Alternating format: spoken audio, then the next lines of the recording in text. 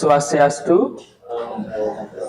Jadi pertama dia mengucapkan terima kasih buat teman-teman karena sudah meluangkan waktunya untuk hadir di sini.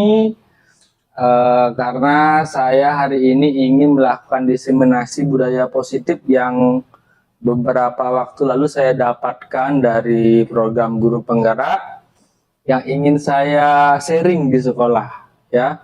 Jadi di sini saya tidak menggurui, ya, dalam artian saya yakin dari hal-hal yang nanti akan saya jabarkan itu mungkin sudah pernah Bapak Ibu guru lakukan. Namun mungkin di sini kita hanya memperjelas bahwa oh ini loh namanya, kemudian ini pantas nggak dilakukan di sekolah kita. Jadi di sini kita sharing, ya, belajar bersama-sama, ya. Jadi dari beberapa yang kemarin pembelajaran yang saya lakukan mengenai budaya positif, ada beberapa poin yang saya dapatkan, ya, di mana ada 7 poin. Yang pertama adalah perubahan paradigma belajar, ya, kemudian yang kedua adalah disiplin positif, yang ketiga adalah kebutuhan dasar manusia, yang keempat adalah motivasi perilaku manusia, kemudian selanjutnya posisi kontrol restitusi, selanjutnya keyakinan kelas, dan yang terakhir adalah segitiga restitusi. Jadi karena mungkin waktu yang singkat, mungkin saya akan saya jelaskan beberapa poin-poin penting saja mungkin. Dan nanti mungkin bisa kita lanjutkan diskusi jika Bapak Ibu tertarik di sesi tanya jawab mungkin. Kalau memang ingin lebih mendalami poin-poin tersebut. Jelas ya Bapak Ibu ya? Jelas. Oke, nah pembelajaran dengan paradigma baru. Nah, jadi seperti yang Bapak Ibu bisa lihat di depan, ya, bahwa pembelajaran dengan paradigma baru dirancang berdasarkan prinsip belajar dengan berdiferensiasi, sehingga setiap siswa belajar sesuai dengan kebutuhan dari tahap perkembangan untuk mewujudkan profil pelajar Pancasila. Nah, ada 2 poin di sini, yaitu adalah berdiferensiasi dan profil pelajar Pancasila, di mana konsep pendidikan sekarang ini adalah meningkatkan minat dan karakter. Itu intinya menurut saya, bahwa di mana kita tidak bisa lagi mendidik anak-anak dengan cara yang sama, karena setiap anak memiliki bakat yang berbeda, ya. Jadi kita tidak bisa mengajarkan ikan untuk memanjat pohon.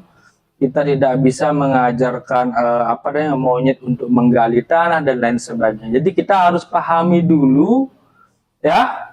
Kita harus pahami dulu bagaimana minat anak-anak, barulah kita membuat pembelajaran yang memang sesuai dengan karakter mereka masing-masing, ya. Nah, kemudian tapi di sini ada beberapa poin, ya, profil pelajar Pancasila dan saya yakin sekali Bapak Ibu pasti sudah tahu, ya, ini adalah poin-poin mungkin yang ditekankan pada proses pembelajaran dan pendidikan saat ini, yaitu adalah beriman, bertakwa kepada Tuhan Yang Maha Esa dan berakhlak mulia, kemudian berkebinekaan global, selanjutnya mandiri, selanjutnya bergotong royong, selanjutnya bernalar, dan yang terakhir adalah kreatif. Iya. Ya, selanjutnya yaitu mengenai disiplin positif. Ya, poin kedua, jadi pembelajaran yang saya dapat adalah mengenai disiplin positif. Nah, konsep disiplin, ya, yang mungkin kita pahami selama ini adalah di mana seseorang yang memang mendapatkan kepatuhan dari orang lain, dalam artian kita menganggap bahwa orang lain itu patuh terhadap hal sesuatu yang memang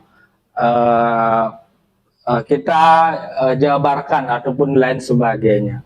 Nah, sedangkan dalam konsep pendidikan, ya, dalam tujuan kita sebagai pendidik adalah menciptakan anak-anak yang memiliki disiplin diri sehingga mereka bisa berperilaku dengan mengacu pada nilai-nilai kebajikan universal dan memiliki motivasi intrinsik bukan ekstrinsik. Nah, dari dua konsep itu sebenarnya sudah bertabrakan, ya, di mana konsep disiplin yang kita gambarkan selama ini itu berasal dari ekstrinsik, dari luar.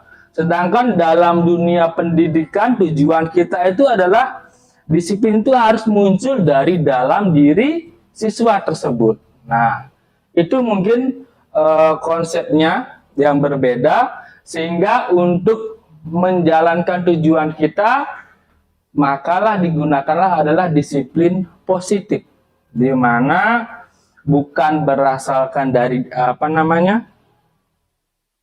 disiplin bukan berasal dari ketakutan kepada orang lain, ya, bukan berdasarkan peraturan yang sudah ada, tapi memang dari dalam diri. Ya, bisa kita baca di depan, disiplin positif adalah merupakan salah satu cara menerapkan disiplin yang bertujuan untuk menumbuhkan kesadaran serta berberdayakan anak untuk melakukan sesuatu tanpa sogokan ancaman maupun hukuman. Ya, selanjutnya, nah, sebelum kita menerapkan yang namanya disiplin positif, kita juga harus memahami dulu kebutuhan dasar manusia. Ya, yang pertama itu ada bertahan hidup, kemudian kasih sayang dan rasa diterima, kemudian yang tiga adalah penguasaan, yang keempat adalah kebebasan, yang kelima adalah kesenangan. Ya, ini merupakan kebutuhan dasar dari manusia, dan bahkan di sejak kelas pasti ada, ya, di mana tindakan ataupun tingkah laku siswa di kelas pasti menggambarkan hal seperti ini, ya. Misalnya siswa yang sering mungkin bertanya, yang sering mencari perhatian kepada gurunya, mungkin yang memang guru diminatinya, itu merupakan salah satu kebutuhan dasar manusia, yaitu adalah kasih sayang dan rasa diterima. Ya, kemudian ada konsep penguasaan mungkin kalau mungkin di kalangan siswa yang agak nakal, ya, mungkin dengan melakukan istilahnya bullying kepada teman-temannya, itu merupakan kebutuhan dasar dari manusia yang memang sering kita temukan. Kemudian ada yang berdasarkan konsep kesenangan, dalam artian saat di kelas kita mungkin, oh bapak, ibu jangan dong cuma ceramah aja, ya, sekali-sekali coba mungkin dengan melakukan teater atau drama, ya, itu kan mungkin berdasarkan kesenangan dari si anak, ya. Itu jadi kebutuhan itu sebenarnya sudah ada di kelas, dan kita harus pahami hal tersebut, ya, untuk nantinya akan digunakan untuk disiplin positif tadi, ya, seperti saya katakan. Oke. Nah, di sini ada beberapa gambaran mungkin yang seperti saya katakan tadi, motivasi perilaku manusia. Ya. Jadi kita bisa lihat motivasi itu merupakan dorongan yang timbul pada diri seseorang secara sadar atau tidak sadar untuk melakukan suatu tindakan dengan tujuan tertentu. Kita ambil contoh sini, menghindari ketidaknyamanan dan hukuman. Murid melakukan disiplin karena ia takut dihukum. Ini namanya motivasi ekstrinsik. Kemudian yang kedua, mendapatkan imbalan atau penghargaan dari orang lain. Murid melakukan disiplin karena ia ingin mendapatkan imbalan. Ini merupakan motivasi ekstrinsik. Ya. Kemudian menghargai nilai-nilai kebajikan diri sendiri. Jadi, murid melakukan disiplin diri karena sadar akan nilai kebajikan dirinya. Ini merupakan motivasi intrinsik. Jadi dipahami ya, dalam artian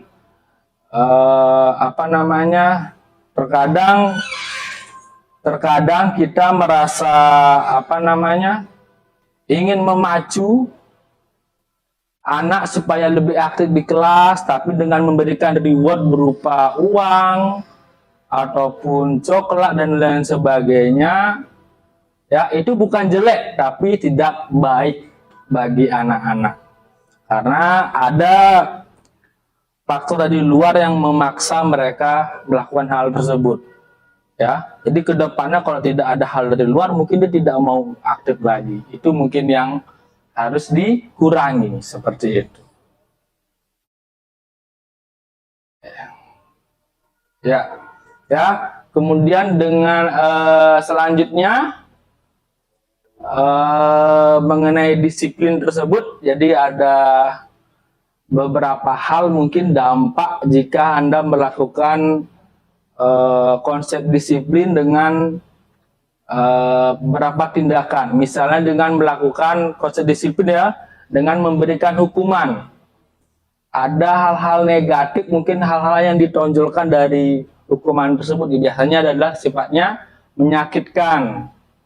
Ya, kemudian tidak nyaman. Selanjutnya murid takut, memaksa murid menyembunyikan kesalahan, kemudian murid menjadi rendah diri. Kemudian jika memberikan penghargaan atau reward tadi, ya itu biasanya tidak efektif, merusak hubungan, jadi sama-sama temannya dia iri mungkin, ya. Kemudian mematikan kreativitas, menghukum dengan sistem ranking, merampas hak menghargai dirinya. Nah, selanjutnya, jika dengan menggunakan konsep konsekuensi, ya, itu penguatannya biasanya jangkanya pendek. Udah, perlu monitoring berkelanjutan. Kemudian stimulus respon, kemudian selanjutnya murid menghormati peraturan, yang selanjutnya adalah kehilangan waktu untuk merenungi kesalahan. Kemudian jika menggunakan konsep restitusi, disiplin dalam diri, ya, murid bertanggung jawab untuk perilakunya, kemudian fokus pada pemecahan masalah jangka panjang, murid menghormati dirinya dan orang lain, kemudian yang terakhir adalah teori kontrol, dirinya memegang kontrol atas dirinya sendiri. Jadi nanti sebenarnya nanti akan ada materi tambahan mengenai posisi kontrol dari guru, ya, yang nanti bisa kita hubungkan ke disiplin positif. Jadi kira-kira menurut Bapak Ibu mungkin nanti bisa melihat apa yang tepat dari posisi kontrol guru tersebut, dilihat dari dampak-dampak dari konsep yang kita ambil, apakah itu konsekuensi, hukuman, restitusi, dan lain sebagainya. Jelas ya Bapak Ibu ya? Iya, terlihat kayaknya agak gimana, agak atau murung atau bingung, saya bingung ini ya.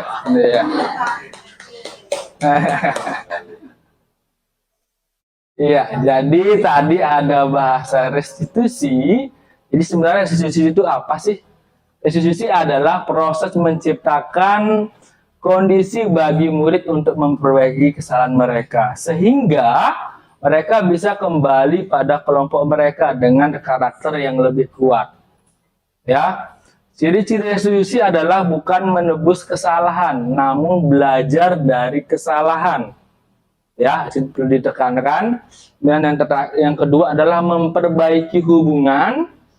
Yang ketiga adalah tawaran bukan paksaan.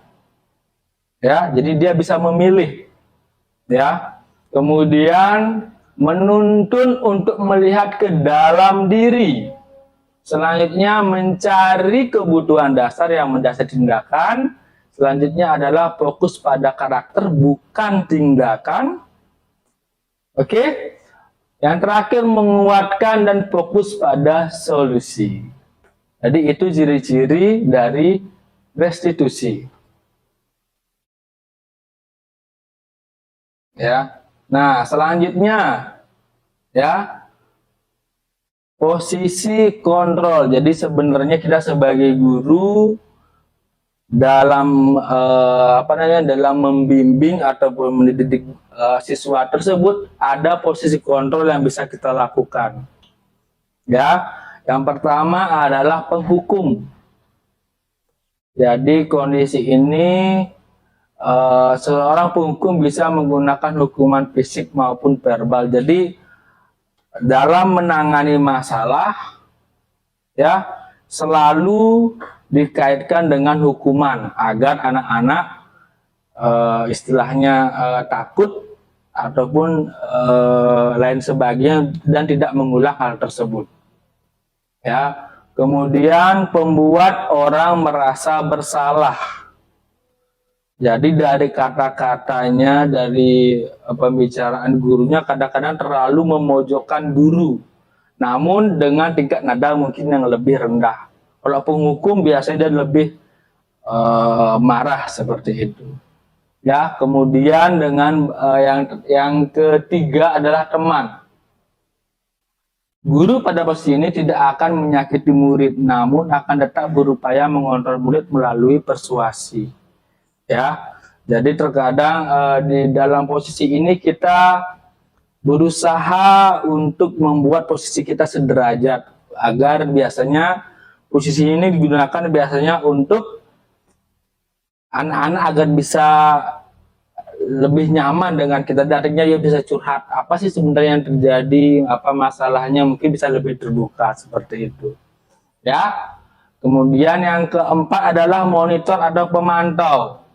Monitor berarti mengawasi, ya. Yang terakhir adalah manajer. Respon yang menunjukkan tanggung jawab guru dalam posisi terakhir. Manajer adalah posisi mentor di mana guru berbuat sesuatu bersama dengan murid. Ya. Jadi bersama-sama kata kuncinya. Kemudian mempersilahkan murid untuk mempertanggungjawabkan perilakunya, menunggu murid agar dapat menemukan solusi di atas permasalahannya sendiri. Ya. Nah, jadi ini saya ada berikan contoh kasus siswa sedang terlambat datang ke sekolah. Ya. Jadi jika guru dalam posisinya adalah posisi kontrol hukuman, guru menghukum dengan bernyanyi 10 lagu misalnya. Siswa membersihkan toilet, tindakan-tindakannya ya. Kemudian yang ada adalah siswa berlari mengelilingi lapangan. Kalau berdasarkan konsekuensi biasanya menghubungkan dengan apa yang sudah mereka lewatkan. Harus diberikan lagi. Ya. Guru memberikan konsekuensi untuk siswa yang terlambat tidak ada pengulangan penjelasan materi. Jadi dia harus cari sendiri materinya. Ya. Kemudian guru tegas dan siswa menghormati peraturan. Yang terakhir adalah restitusi. Ya. Jadi restitusi guru menanyakan keyakinan kelasnya. Ya. Kemudian keyakinan kelas atau dirinya dan membantu siswa dalam penyelesaian masalahnya. Kemudian yang terakhir adalah guru terbuka dan siswa menghormati dirinya dan orang lain. Dalam artian di sini, jadi kita tidak mempermasalahkan terlambatnya begitu loh. Dalam artian kita membahas kenapa dia bisa terlambat. Kemudian apa masalahnya, kenapa dia bisa terlambat, kemudian kira-kira solusinya apa yang bisa dilakukan agar kedepannya tidak terlambat. Ya, namun dalam posisi kontrol restitusi ini kita ini diharapkan lebih pasif. Kita hanya bertanya dengan mungkin tidak memberikan banyak saran, ya. Dia yang nantinya akan menemukan jawaban sendiri. Jadi jawaban atas kesadaran sendiri tentu akan lebih melekat pada dirinya, ya, daripada dari orang luar seperti itu. Itu harapannya.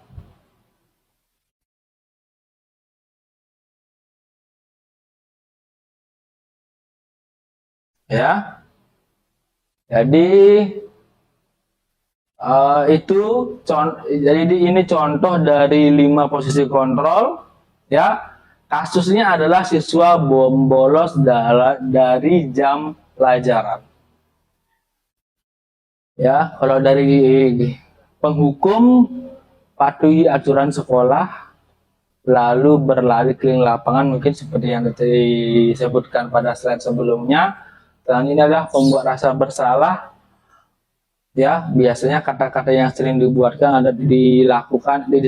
adalah berapa kali Bu Guru harus memberitahu kamu, Ibu Guru kecewa sama kamu. Jadi memberikan rasa bersalah yang besar. Biasanya dengan menggunakan konsep ini biasanya membuat anak-anak minder, tidak berani untuk angkat tangan dan lain sebagainya. Kemudian sebagai teman, ayolah yang patuh, buat apa bolos, buat Ibu Guru bangga. Kali ini tidak apa-apa, kamu salah, ya. Kemudian dalam konsep pemantau, kamu sudah melanggar apa peraturan dan konsekuensinya, ya. Jadi kita hanya memantau konsepnya di sini. Jadi kita hanya memantau, membuat siswa sadar akan kesalahannya. Jadi bahasanya lebih negatif dibandingkan dengan manajer, ya. Kemudian yang terakhir manajer adalah apakah kamu tahu kesalahanmu, kira-kira bagaimana kamu memperbaiki kesalahan ini. Nah, dari pertanyaan dan kata-katanya pun agak berbeda, di mana pemantau lebih menyudutkan dengan peraturan, sedangkan manajer ini lebih menyebutkan kenapa kamu bisa salah, seperti saya katakan tadi, kemudian apa solusinya ke depannya. Iya, benar sekali. Oke, materi selanjutnya. Iya, keyakinan kelas. Ya. Jadi keyakinan kelas. Jadi mengapa kita harus membuat keyakinan kelas? Mengapa tidak peraturan kelas? Ya, kira-kira dari 2 pertanyaan di bawahnya, mengapa kita memiliki peraturan tentang penggunaan helm pada saat mengendarai motor? Kira-kira ada yang tahu? Mengapa kita memiliki peraturan tentang penggunaan helm pada saat mengendarai motor? Ya, Pak Dewa? Untuk keselamatan. Untuk keselamatan. Ayo, yang lain?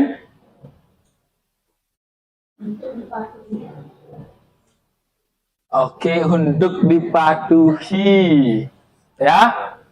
Oke, jadi kalau dari saya memahami bahwa kenapa sih harus ada peraturan, karena memang dari diri kita tidak menyadari pentingnya penggunaan helm, ya. Makanya dibuatkan yang namanya peraturan. Kita masih sering merasa, oh, keluar cuma sampai depan gang aja ya udah nggak usah pakai helm, karena kita belum sadar bahwa pakai helm itu penting. Sedekat apapun jaraknya, kalau jatuh ya udah cedera gitu, ya. Kemudian mengapa kita memiliki peraturan tentang penggunaan masker dan mencuci tangan setiap saat? Sekali lagi, mungkin seperti yang tadi, memang kesadarannya kurang. Kecuali kemarin di era mungkin di zaman COVID, ya, karena memang penyebarannya mungkin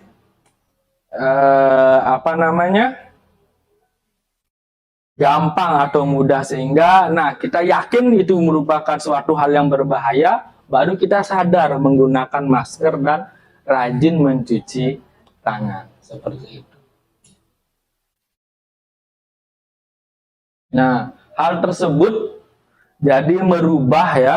Jadi saya sebelum ke slide selanjutnya, untuk merubah, jadi yang namanya peraturan itu seperti yang saya katakan tadi dalam posisi kontrol ataupun motivasi perilaku tadi, bahwa suatu hal yang berasal dari luar. Jadi kalau memang berasal dari dalam, baru mereka mau melakukannya. Kan seperti itu saya katakan tadi. Nah, maka perlulah aturan dirubah menjadi suatu keyakinan. Nah, dalam ranah kita di sini, yang bisa kita lakukan adalah membentuk keyakinan kelas. Ya, jadi bagaimana sih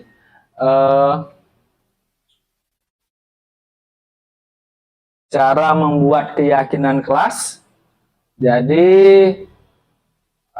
kembali lagi, pertama kita memang harus berdiskusi pada siswa, ya, mengenai mungkin karena mereka mungkin yang tinggal di sana setiap hari, mereka harus tahu apa namanya aturan mungkin berdasarkan karakter dan karakter teman-temannya. Jadi aturan apa yang memang dirasa penting perlu ada di kelas tersebut. Ya. Kemudian merumuskan peraturan menjadi keyakinan. Nah, merubah ini mungkin merubah dari kata-kata yang bersifatnya negatif menjadi kata-kata yang sifatnya positif. Iya. Kemudian yang selanjutnya adalah menempelkan keyakinan di kelas. Jadi sebagai pengingat ya. Dan saya yakin Bapak Ibu pasti sudah buat keyakinan kelas terutama Bapak Ibu wali. Ya. Ini ada beberapa contoh mungkin keyakinan kelas. Ya, etika memasuki ruang guru. Ya, tutup pintu, ucapan salam, menyampaikan keperluan, dan lain sebagainya. Kemudian etika masuk kelas, yang tadi ruang guru ya. Yang kedua yang masuk kelas, memberi salam kepada guru, membaca doa sebelum belajar, etika izin ke toilet ketika sedang dalam proses pembelajaran.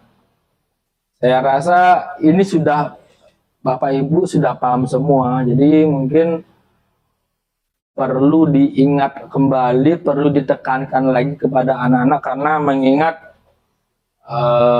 terkadang hal-hal yang seperti ini anak-anak gampang lupa dan lain sebagainya.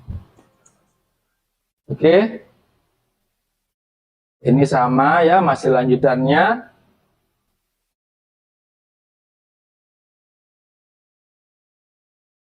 Ya, dimana bila pembelajaran dalam kelas telah selesai, maka berikut ini adalah etika mengakhiri kelas ketika guru sudah selesai mengajar. Doa kelas menyiapkan untuk duduk siap dan berdoa mengakhiri pembelajaran. Setelah selesai berdoa, lalu kedua kelas menyiapkan memberi salam kepada guru dan mengucapkan terima kasih. Nah, kemudian selanjutnya. Ya, bagaimana cara pembentukan keyakinan kelas? Nah, jadi dari bahasa itu harus lebih abstrak. Ya, kemudian yang selanjutnya adalah berupaya pernyataan yang universal. Oke, dibuat dalam bentuk positif, sedikit saja agar mudah diingat. Ya, sesuai dengan kondisi kelas dan sekolah agar mudah diterapkan. Semua warga kelas atau sekolah dilibatkan pada saat membuat. Ya, itu saja dari keyakinan kelas, karena saya rasa Bapak Ibu sudah paham dan pernah melakukannya. Nah, di sini saya akan melanjutkan yang segitiga restitusi. Mungkin ini adalah poin terakhir dari pembelajaran yang saya dapatkan pada bagian budaya positif. Nah, ya, jadi untuk segitiga restitusi ini digunakan untuk jika siswa kita memiliki masalah dalam artian melanggar, terlambat, dan tidak tidak mengerjakan PR dan lain sebagainya, mungkin konsep segitiga restitusi ini bagus dilakukan karena menambah dengan melakukan segitiga restitusi ini mereka jadi paham apa salahnya, kemudian bagaimana cara mengatasi masalah tersebut dari dalam diri. Ya, ada 3 tahap dalam segitiga restitusi. Yang pertama adalah menstabilkan identitas dulu. Ya, jadi dalam menstabilkan identitas ini poinnya adalah kita harus membuat mereka melakukan kesalahan itu nggak apa-apa, hal yang wajar seperti itu. Ya, jadi agar dia nantinya mau curhat apa sih, kenapa sih mereka melakukan hal tersebut. Kemudian meyakinkan dia dengan cara melakukan validasi tindakan yang salah. Jadi menekankan hal yang kamu lakukan ini loh salah loh, kenapa bisa salah, ya. Kemudian yang selanjutnya adalah menanyakan keyakinan. Jadi dengan sebelumnya membuat keyakinan, jadi memberikan kesadaran kepada siswa tersebut bahwa hal tersebut itu udah nggak benar, jadi jangan lagi diulang seperti itu. Ya, ini dirangkai menjadi beberapa kata yang sifatnya beberapa pertanyaan, ya, yang beberapa pertanyaan yang nantinya akan memberikan kesadaran kepada siswa seperti itu. Ya, baik, itu saja mungkin ilmu yang bisa saya sharing kepada Bapak Ibu sekalian. Untuk yang selanjutnya adalah sesi tanya jawab. Mungkin Bapak Ibu yang merasa bingung mungkin silakan bisa ditanyakan mengenai pemaparan saya tadi. Oh, iya, silakan Pak Dewi Nurjaya. Baik, terima kasih Bapak Asa. Jadi saya ucapkan terima kasih sudah membagi ilmu yang sudah didapatkan yang bisa nanti kita terapkan sebagai guru ke depannya dalam dunia pendidikan. Yang saya tanyakan, saya tertarik dengan 5 posisi kontrol. Yang ada penghukum, kemudian ada buat rasa bersalah. Nah, jadi dari 5 posisi kontrol yang ada itu, yang mana lebih efektif dan bagus kita gunakan sebagai pendidik nantinya di kegiatan pembelajaran. Itu sih yang saya tanyakan. Terima kasih. Iya. Oke, saya akan coba memberikan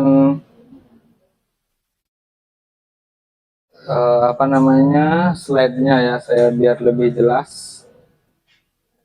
Nah. Oke. Nah, dari 5 posisi kontrol, ya, semuanya memiliki dampak, ya. Jadi kalau memang ini menurut versi saya, di mana dari segi penghukum, ya, kalau kita menggunakan posisi kontrol penghukum, jadi yang pertama itu terdapat dampak dia itu gimana ya, lebih tidak pede dengan diri sendiri, kemudian tidak berani aktif, jadi loh, ya. Jadi Kemudian membuat rasa bersalah mungkin hampir sama dengan penghukum, kemudian teman dan pemantau mungkin memberikan dampak yang lebih positif, namun kembali lagi jangkanya lebih pendek. Yang kalau gunakan konsep teman itu bagus sebenarnya, cuma menyebabkan ketergantungan siswa kepada guru tersebut. Itu mungkin kurangnya.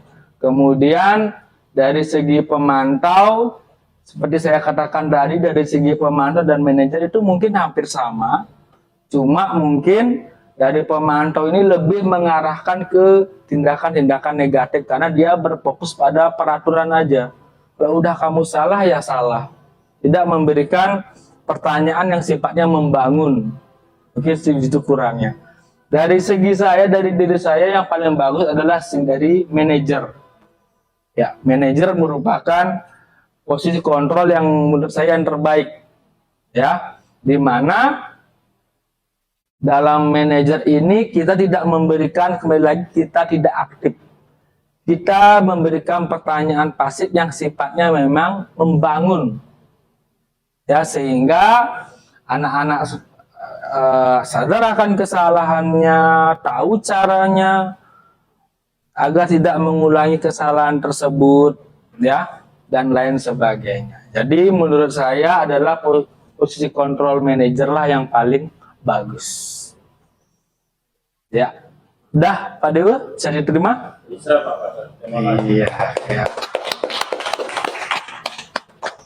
Ya, selanjutnya mungkin pertanyaan terakhir ya, karena mungkin Bapak Ibu sudah lapar karena ini jam makan. Iya, Ibu Mega silakan. Terima kasih, Pak Pasar. Saya ingin bertanya juga tentang ini, 5 posisi kontrol. Oke. Tadi dikatakan bahwa manajer adalah posisi yang terbaik untuk kita sebagai guru. Iya, benar. Ya, tapi terkadang kita juga masih menggunakan kontrol yang lain. Ya. Lalu kan di sana ada posisi kontrol penghukum. Iya. Padahal zaman sekarang tidak boleh menghukum siswa. Iya. Nah, apakah sesekali kontrol penghukum itu boleh diterapkan oleh guru atau guru hanya boleh menerapkan sistem manajer kontrol saja? Iya. Menurut Bapak Pasar? Iya, baik. Terima kasih untuk pertanyaannya Ibu Mega. Jadi kalau mungkin dari saya, terkadang tidak semua masalah tuh bisa diterapkan hanya di bagian manajer saja. Ya, belum tentu. Ya, namun dari saya penghukum itu yang paling, kalau bisa paling dihindari. Ya, pertama, karena biasanya yang sifatnya penghukum itu biasanya tidak selaras dengan apa pelanggaran yang mereka lakukan. Biasanya kalau terlambat nih, dia terlambat tidak bisa mengikuti materi, dia disuruh untuk mencatat. Itu bukan hukuman, itu adalah konsekuensi. Karena dia terlambat, jadi harus mencatat semua materi yang sudah lewat. Biasanya yang sifatnya hukuman itu adalah suatu hal yang nggak berhubungan. Ya, misalnya dia terlambat, kita suruh lari di lapangan, jongkok bangun, padahal pelajaran bukan olahraga. Kecuali memang olahraga ya, dia terlambat lari 10 kali ya, memang harus lari 10 kali, itu konsekuensi ya. Jadi dari saya, mungkin beberapa kali mungkin manajer, pemantau, teman bisa digunakan, namun yang penghukum kalau bisa mungkin dikurangi. Karena itu masih tergolong bullying kalau sekarang, ya, bullying. Jadi itu harus dikurangi. Oke, bisa diterima Ibu Mega? Oke, terima kasih. Ada pertanyaan lagi? Enggak ya? Oh, sudah lapar ya. Oke. Jadi untuk mengakhiri diseminasi sekarang ini, saya akan mungkin berpantun sebagai ciri-ciri dari guru penggerak. Iya. Ya? Oh, ini baterainya udah mau habis. Iya. Oh, kirain langsung ya, ternyata ada kan. Enggak, langsung. Ya.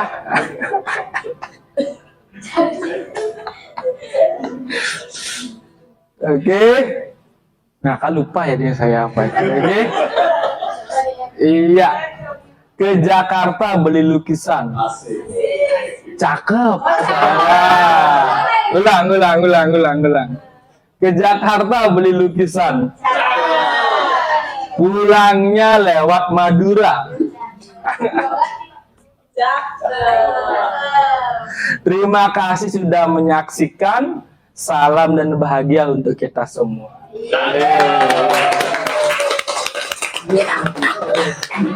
Oke, sudah selesai. Saya akhiri dengan para mesanti. Mesanti satu.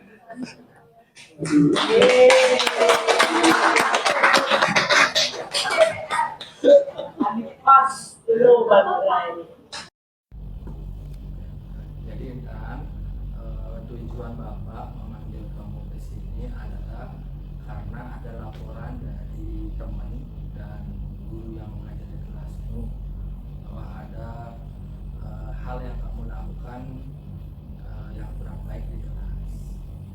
Jadi kira-kira kamu tahu nggak kenapa saya panggil kamu kemari? Ya, jadi sesuai laporan tersebut bahwa kamu katanya menyontek ulangan dari temanmu saat di kelas. Apakah benar? Iya, benar. Ya. Jadi Bapak tidak ingin memberikan kamu ya, karena menurut Bapak setiap orang itu wajar memiliki kesalahan.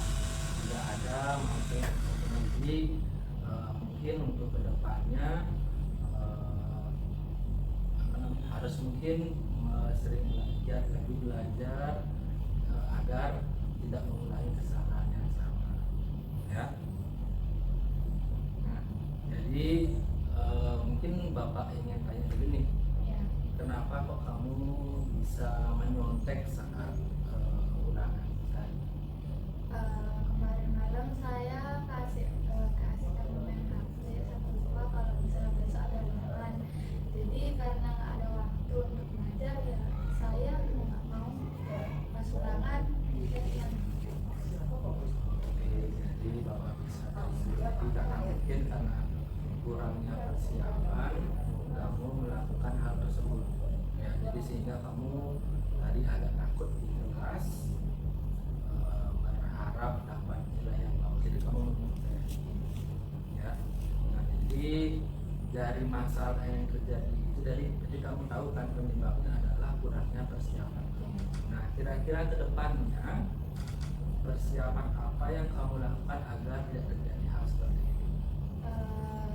mungkin saya akan melakukan lebih giat belajar, terus kurangin bermain game sama HP pas Amin Sabtu. Iya, bagus sekali. Jadi mungkin dari jawaban kamu itu udah bagus bahwa kedepannya harus bisa mengatur waktu, melakukan persiapan lebih bagus lagi agar mendapat nilai yang sempurna, yang lebih bagus lagi, bukan dari hasil dari menyontek, ya. Mungkin nanti akan rasanya lebih berbeda, kamu akan lebih bangga ketika mendapat nilai bagus karena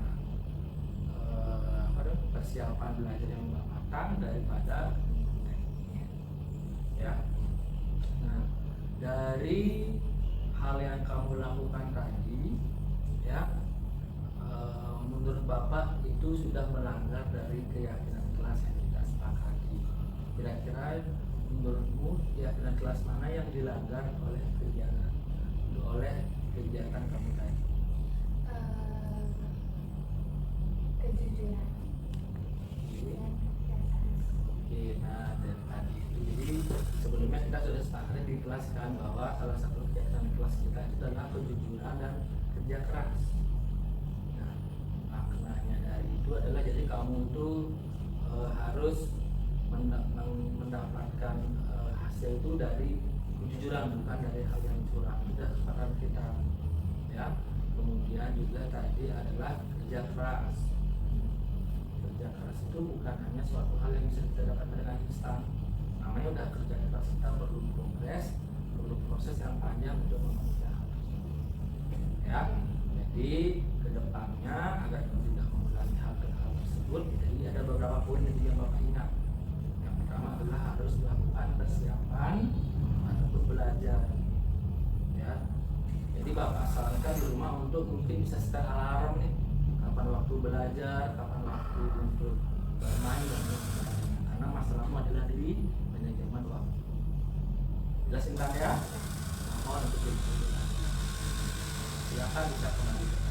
Kasih Pak. Ya. Ya baik.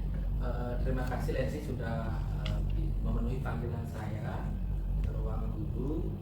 Jadi tujuan saya memanggil Lesi ke ruang guru ini karena saya selaku wali kelas sebelumnya dapat laporan dari pembina OSIS bahwa kamu beberapa kali tidak datang tepat waktu ke sekolah atau sering terlambat. Apakah benar? Pak, belakangan ini saya sering telat untuk ke sekolah.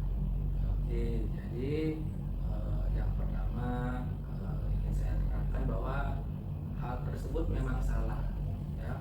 Tapi bukan hanya kamu saja yang pernah melakukan itu. Siswa lain pun pasti pernah terlambat, ya.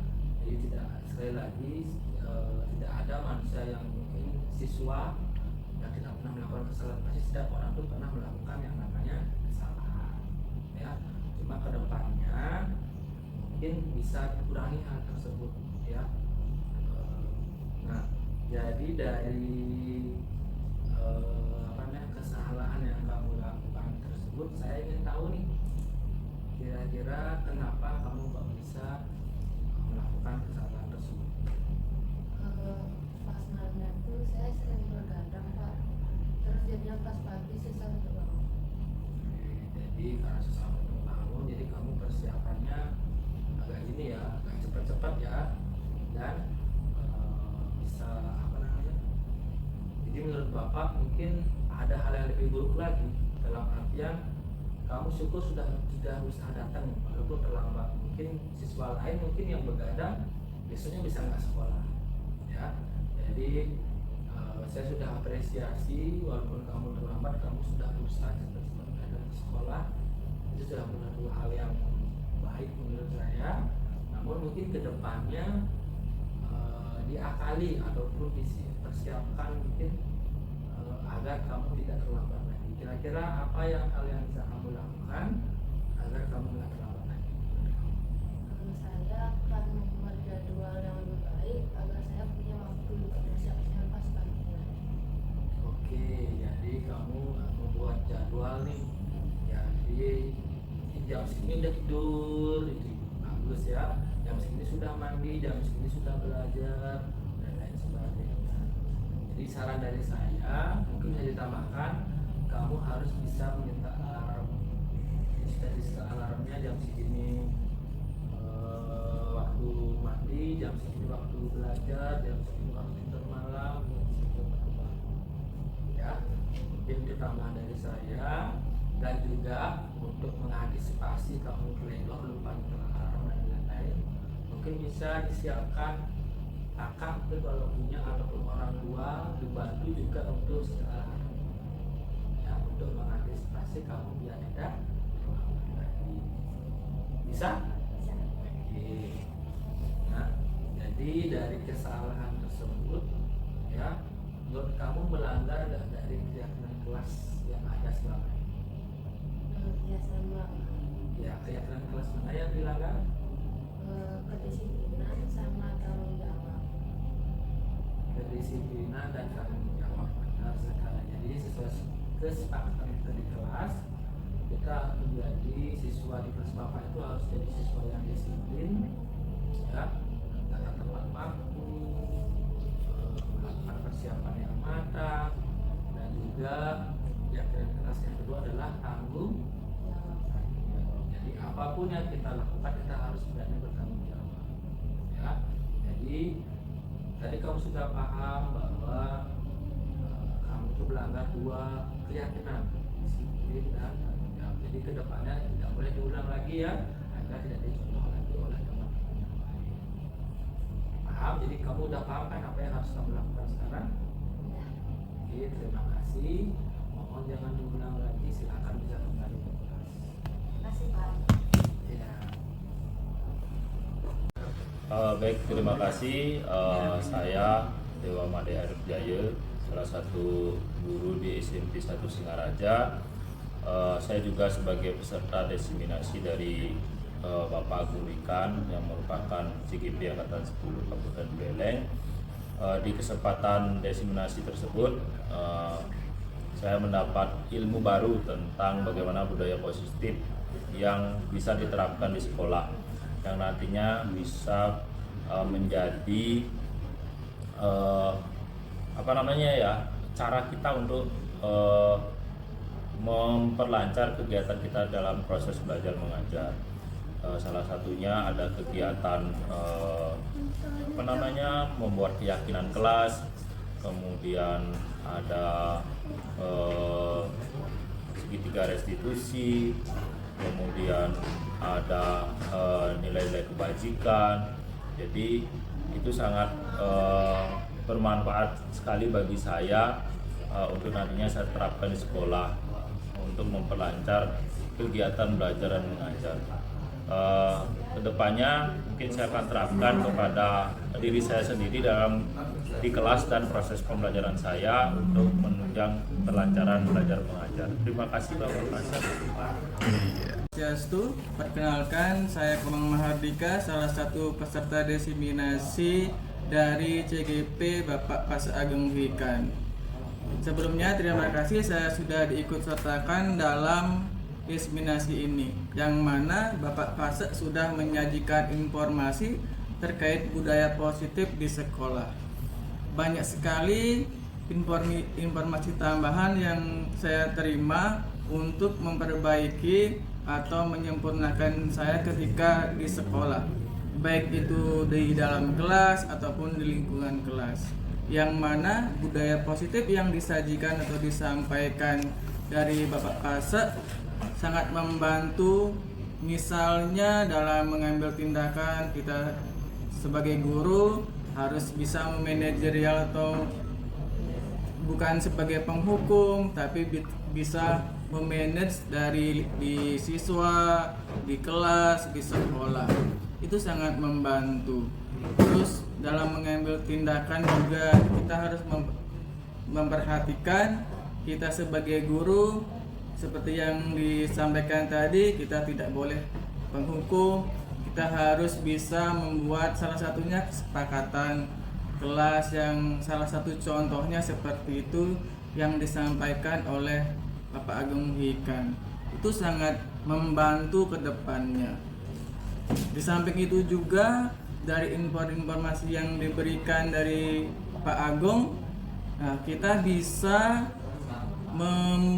membuat atau mengambil suatu tindakan yang bukan saja sebagai guru, tetapi kita juga bisa, siswa juga ikut serta dalam sebuah kesepakatan tersebut. Jadi kita sebagai guru mengikut sertakan peserta didik. Jadi itu sangat membantu sekali. Itu saja yang bisa saya sampaikan. Terima kasih. Om Santi Santi. Om Swastiastu, perkenalkan saya salah satu guru di SMP Negeri 1 Singaraja. Nama saya Kadek Ponit Sari. Di sini saya sebagai salah satu peserta diseminasi atas nama Pak Pase Ageng Wikan. Pak Pase sudah memberikan diseminasi yang sangat baik kemarin, yang menjelaskan tentang positif baik yang akan diterapkan di sekolah. Nah, dari penjelasan Pak Pase tentu saja memberikan peluang yang sangat baik kepada guru untuk menerapkannya di kelas, karena kita bisa paham dan mengerti kesulitan-kesulitan pendekatan kepada siswa. baik itu dalam pemberian hukuman, memberikan pendekatan berupa rekan sejawat ataupun berupa pendekatan yang lainnya. Jadi menurut saya kegiatan yang dilakukan oleh Pak Paksa kemarin sudah memiliki dampak yang sangat baik dan positif. Terima kasih. Om Santi Santi Santi. Om Swastiastu, nama saya Henry Juliana, saya salah satu guru IPA di SMP Negeri 1 Singaraja. Pada kesempatan kali ini saya ingin memberikan apresiasi yang positif ya, kepada Bapak Paksa Agung Hikan yang telah memberikan desiminasi. Saya salah satu peserta desiminasi kemarin terkait dengan budaya positif. Nah, dalam desiminasi tersebut, dalam desiminasi budaya positif tersebut, banyak hal yang saya dapatkan terkait dengan 5 kontrol posisi guru ya, yang benar-benar saya cermati di sana, bagaimana posisi kontrol kita sebagai guru. Kemudian di sana juga ada segitiga restitusi ya, dan kemudian ada keyakinan kelas. Nah, itu yang sangat saya ambil positifnya ya. Mungkin selama ini saya sudah melaksanakan itu, tetapi dengan adanya desiminasi ini lebih banyak lagi ilmu yang saya dapatkan. Nah, misalnya bagaimana cara mengatur kelas ya, sehingga anak-anak itu yakin pada dirinya ya, bahwa dalam kelas itu ada kesepakatan yang harus diikuti ya. Tapi kesepakatan ini bukan berupa aturan, jadi keyakinan mereka, sehingga lebih membuat anak-anak itu merasa nyaman lah. Kalau dengan dia aturan kan lebih terikat dengan ya, secara terpaksa lah dia melakukannya. Tapi ini dari ilmu yang saya dapatkan ya, mudah-mudahan bisa merubah kelas yang saya tabut. Kebetulan saya juga sebagai wali kelas 7A6 ya. Nah, itu mudah-mudahan bisa saya terapkan ilmu ini ya, yang Pak Paksa berikan dalam desiminasi tersebut. Nah, mungkin hanya itu yang bisa saya sampaikan. Semangat ya untuk Pak Paksa, sehingga lebih memotivasi lagi. Dan seandainya kalau ada desiminasi yang hal yang positif lagi, mohon ditularkan lagi ya. Oke, terima kasih. Jadi saya adalah salah satu peserta dalam desiminasi guru Pak Paksa. Jadi menurut saya di dalam proses desiminasi waktu ini itu adalah salah satu hal yang baik untuk diterapkan di sekolah, terutama bagaimana untuk meningkatkan keyakinan yang ada di kelas, dan itu akan membantu siswa itu sendiri untuk merasa lebih yakin terhadap gurunya juga dalam menerapkan kegiatan-kegiatan yang ada di kelas. Jadi semua itu menurut saya sih sudah cukup bagus, sudah sangat dibawakan dengan simpel tapi menarik. Itu yang agak susah ya, bagaimana kita bisa memahami semua hal itu dengan panjang tapi kita bisa menyerapnya semua. Terus untuk menurut saya, jika nanti ke depannya itu akan diterapkan di semua kelas, itu sangat bagus, sesuai dengan apa yang diarahkan dari Pak Paksa sendiri, bahwa itu keyakinan itu harus ada dan harus diterapkan tanpa harus menjadikan siswa itu sebagai bentuknya adalah berupa hukuman atau lain sebagainya. Jadi ya sudah ditekankan oleh Pak Paksa bahwa kita sebagai guru harus menekankan sebagai manajerial kepada siswa, agar siswa menjadi lebih dekat dengan kita, bukan sebagai guru tapi bisa sebagai manajer yang baik dengan memberikan beberapa arahan dengan kata-kata yang positif, sehingga siswa itu akan menjadi yakin dia akan mampu menerapkannya tanpa harus ditekan atau tanpa harus paksaan dari siswa itu sendiri. Jadi semua itu berdampak positif untuk kedepannya, dan itu juga akan berdampak positif terhadap guru itu sendiri. Terima kasih. Iya.